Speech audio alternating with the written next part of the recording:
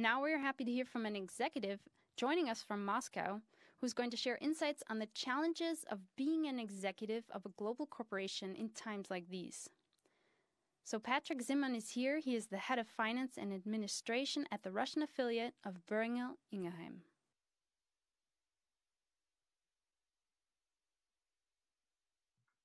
Ladies and gentlemen, good afternoon or early evening from Moscow to beautiful Vienna.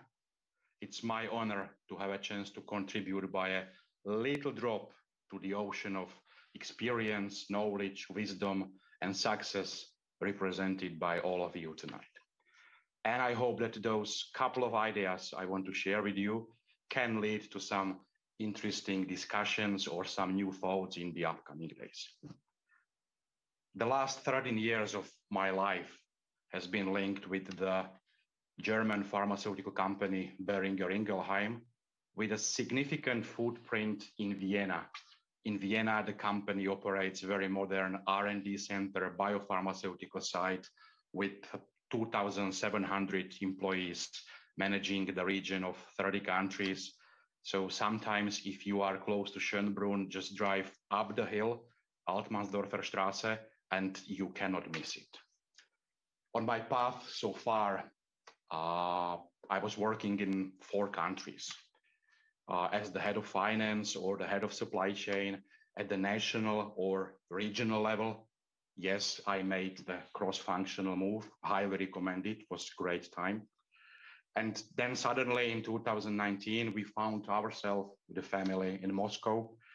2 daughters. Today they are 3 and 8 years old. My wife also works in Moscow in another company, another industry. And the last year, the same like all of you, we found ourselves suddenly in the role of substitute teachers because the kids stayed at home for a couple of weeks. So I found out that math for the 2nd graders these days is not anymore about getting the correct result. It's more about how do we find a way to get to the result and how do we feel about it. But this afternoon, my slot is exactly bridging from navigating the present to shaping the future part of this event. And there, I would like to share with you some ideas not driven by the pandemic. The challenging 2020 maybe did speed up some trends or brought some threats to the surface. But let's be honest, many of those we have already felt before. We were slowly getting ready for. Just nobody, of course, thought of pandemic to be the trigger. And so having all of those threats worried suddenly at the same time. Strong teams, strong organizations, strong leaders. Challenging 3 pieces puzzle. Let's have a look at the teams at first. There are some critical capabilities we have been looking for and have been further developing when building the talent pipeline for tomorrow. Strong team is the key, but even such a team consists of individuals with the proper capabilities.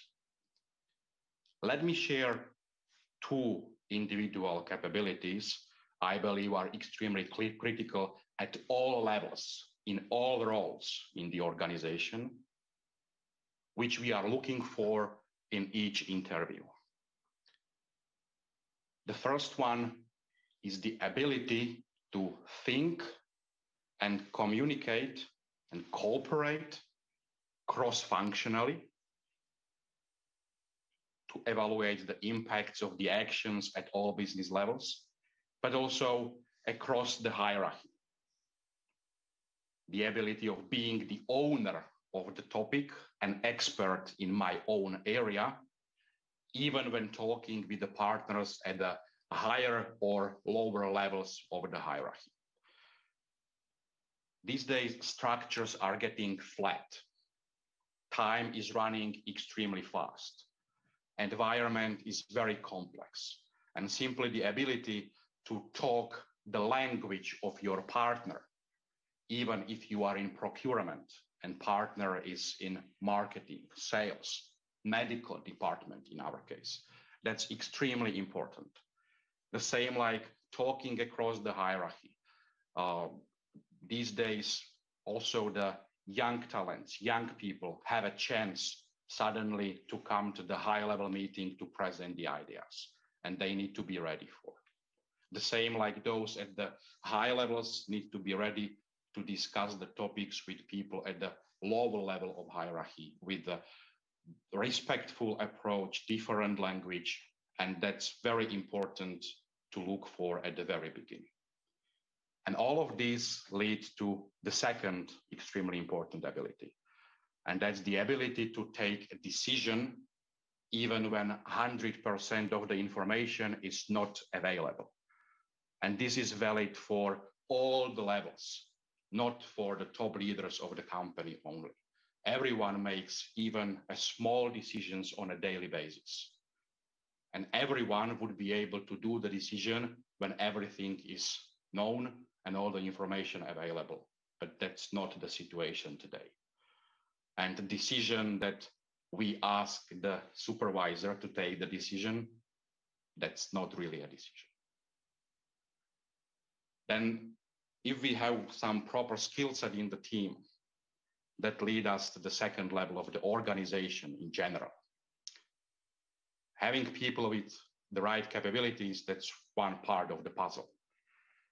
There are some critical behaviors or culture elements of the organization we have been building for tomorrow. And suddenly the tomorrow is today. And this needs to be in the DNA of the organization to enable the people with the right capabilities to succeed. Let me share two examples. And by the way, if we used to call the period 2010, 2019 as VUCA environment, volatile, uncertain, complex, ambiguous, how would you call 2020? Extremely challenging times brings many risks as well as opportunities. To deal with it, we need to create an environment accepting certain healthy level of failure. Otherwise, we can lose the opportunity being too afraid to fail. But do not confuse the failure and incompetence. That's still different. However, there will be many projects running. Some of them are going to be successful, some of them not, naturally. It's very important to recognize the moment when the project is out of the success path. Be brave to admit that, stop, analyze, take the learning, relocate the resources to another project, and to do all of this despite all the investments made, all of the career stakes, and all of the egos. That's challenging. The second organization characteristic or behavior, culture element, is the necessity to ensure the strong support of initiatives, encouraging individuals to come up with small daily life improvements of processes, products, services at any level of the organization, creating the frame, the environment for ideas generation, implementation, acceptance, and reward of the little ideas. And there we can talk about all the principles of Kaizen, but in a very small, limited level. All the principles of design thinking, but in the very short time, small, low level. And all of these applied in very simple format at all levels. We have the initiative in our departments here in Russia called simple, because it means small ideas makes people life easier. And that brings us to the third part of the puzzle, and that's the role of the leader. What's the role of the leader when navigating the present to shape the future? The leader is the smart umbrella. We have smartphones, we have smart cars. We need the smart umbrella as well. Smart umbrella opens just a while before the rain starts to create safe environment, enabling the team to continue their way to success. And smart umbrella close just a while after the rain is over, letting the team to feel the sunshine the success brings. And here is the challenge. We need to be very brave inside organizations. Basically, we need to create the safe environment for the growth of people who are supposed to overgrow us once in the near future. And that is not easy for everyone. And that's it.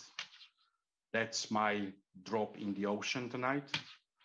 Have a beautiful evening and successful second half of the year in all the areas, private as well as professional life. Thank you for your attention and thank you for a chance to be here.